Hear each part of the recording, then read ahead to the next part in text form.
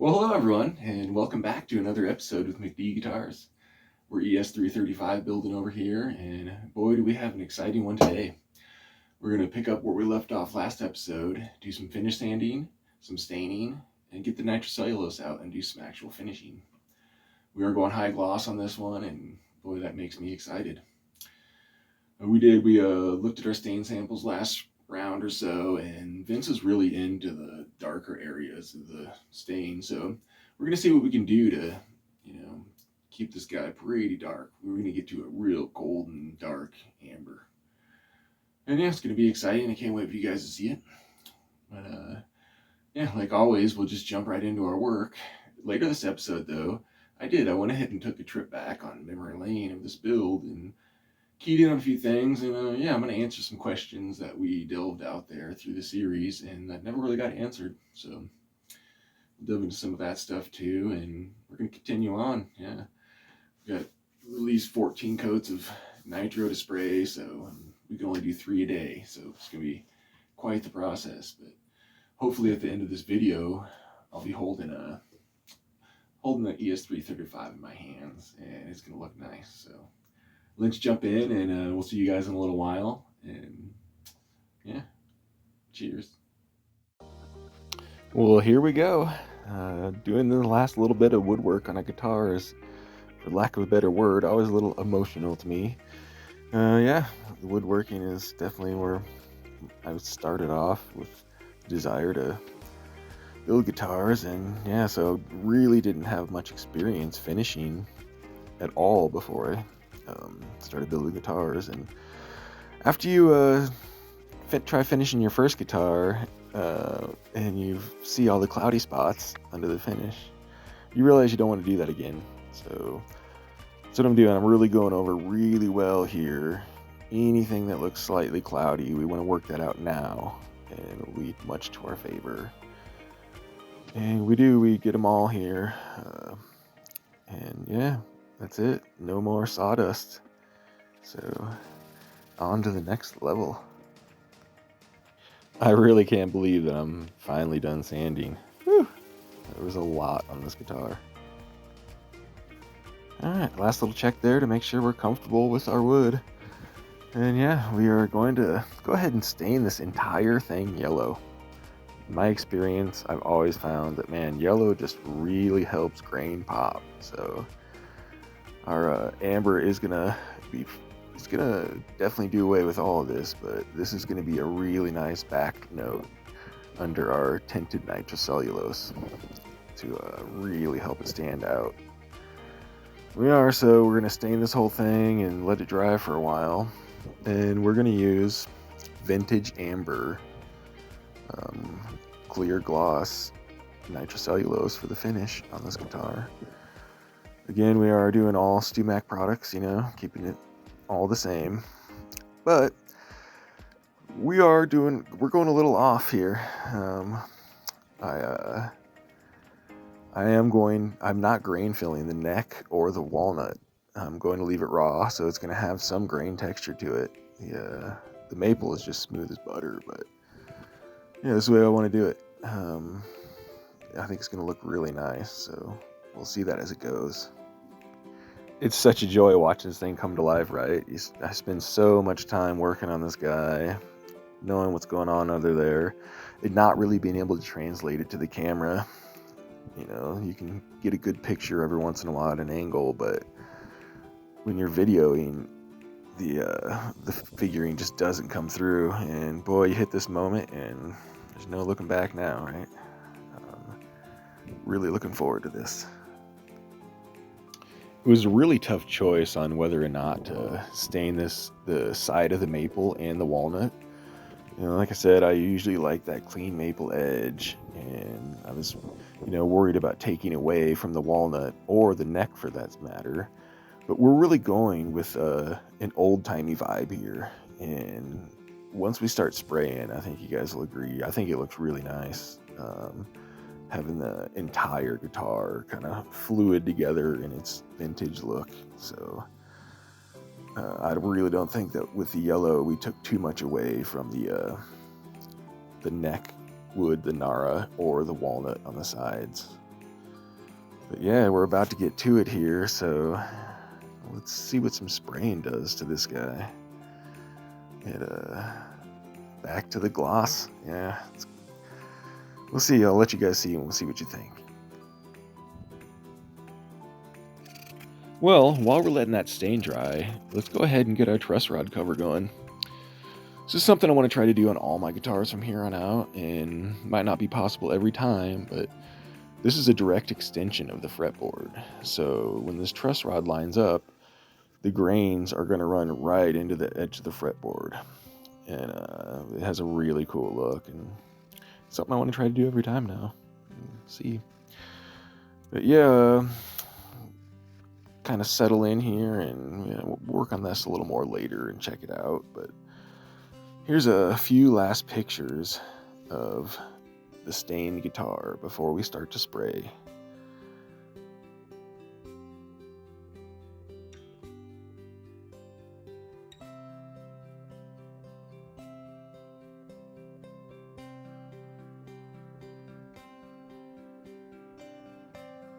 Boy, that sure does look sloppy and fast forward, but we will. One of these passes will have a slow regular pass, and we'll look through some of the techniques and tips. But yeah, I do warm my lacquer up before I spray it.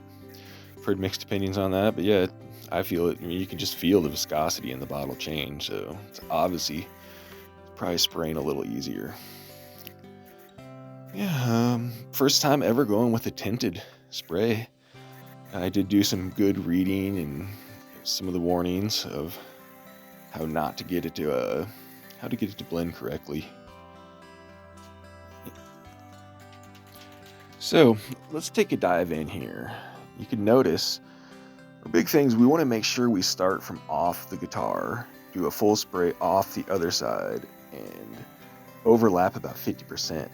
If you're doing too small of an arc across, then you're spraying more on the edges than the center, and you can get pooling or a run there. You can also see I'm going really light. We're doing a lot of really light coats.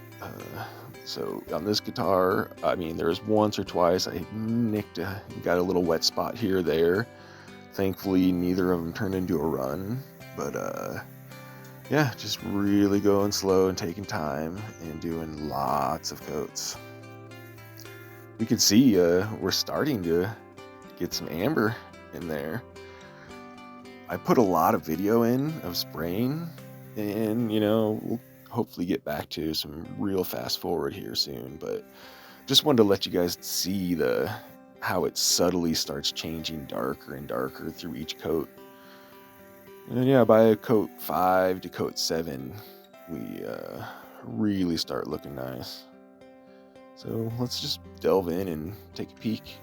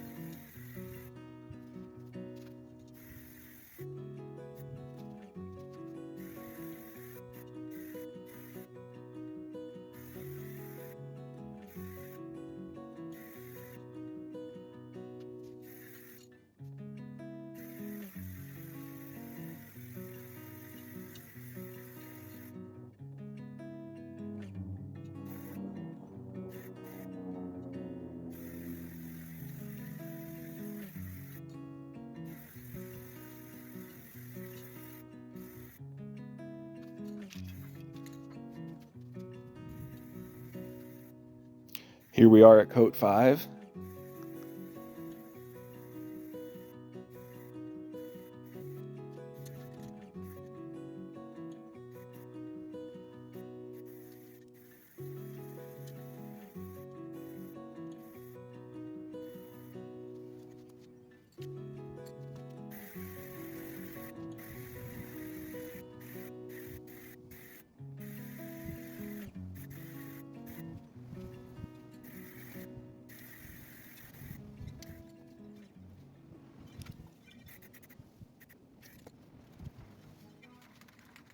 And here we are at coat 7.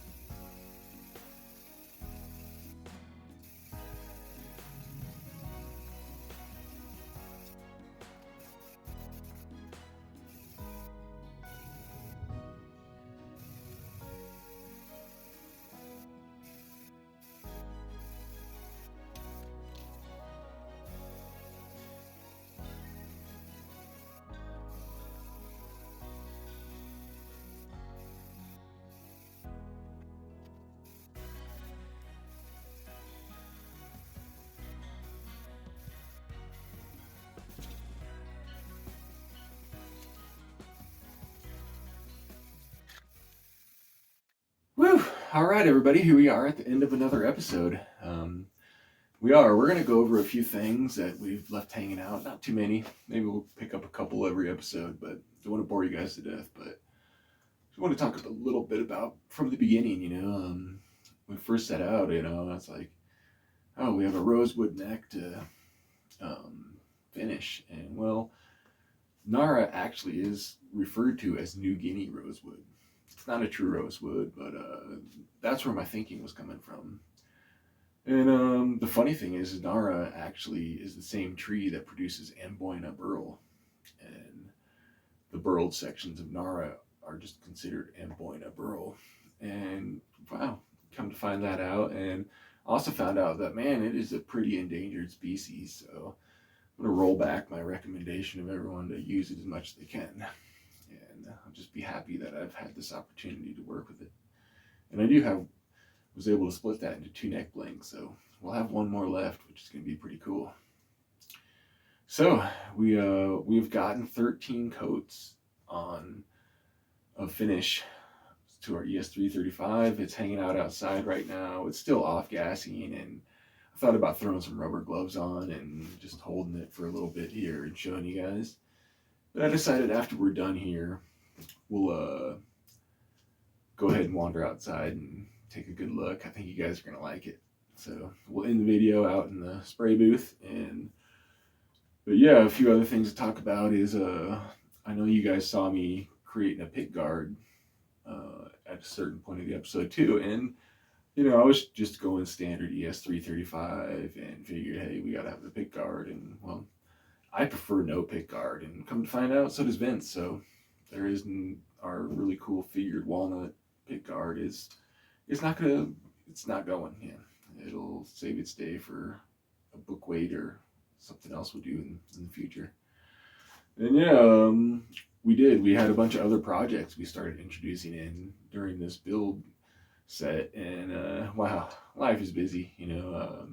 We'll get to that stuff when we can. It's kind of is what it is. I'm doing the best over here, and I've been thinking a lot lately about, man, how can I produce 2 guitars a year instead of 1? And we'll see if we can manage time a little better and make that happen. But so yeah, we'll get to other projects as we can. I'm probably gonna wrap this ES335 up and jump right into another build for another good guy I know. So, and it's gonna be his choice. So we're gonna do whatever he wants. We'll just figure that out when we get there.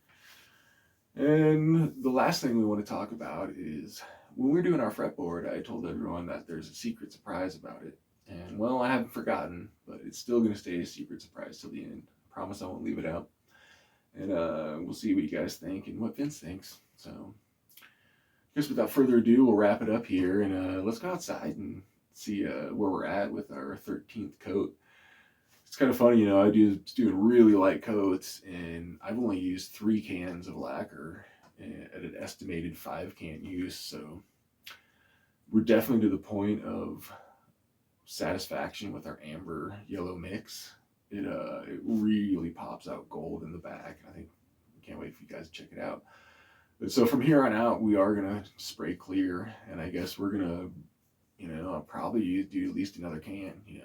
I want to have sufficient enough protection on there. And we get a good coat with 4 cans, we'll go for it. If we need to use a 5th, we'll do that too. But we're just going to keep pecking away at it.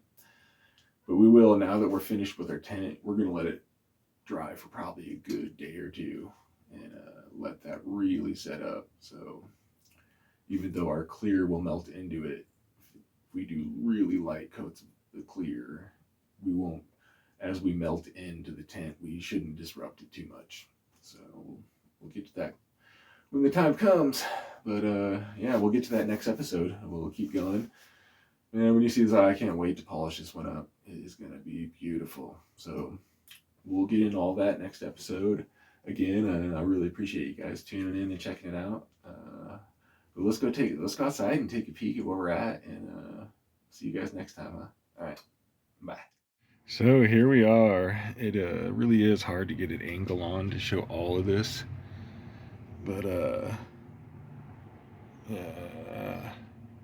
really like how we were going from dark to just a kind of an explosion of a little bit of gold from behind, and that light hits it just right.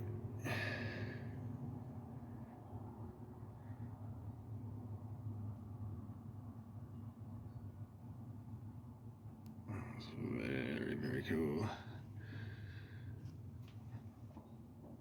The sides are can't quite get a vision on that yet, but at some point we'll get a close-up of some of the figuring going on in that walnut too. But if we look, our neck is really figured. It really doesn't come out in this lighting. But once we get some really nice pictures after some polishing, that'd be really cool. We can even see the side of our headstock is really figured. Too cool.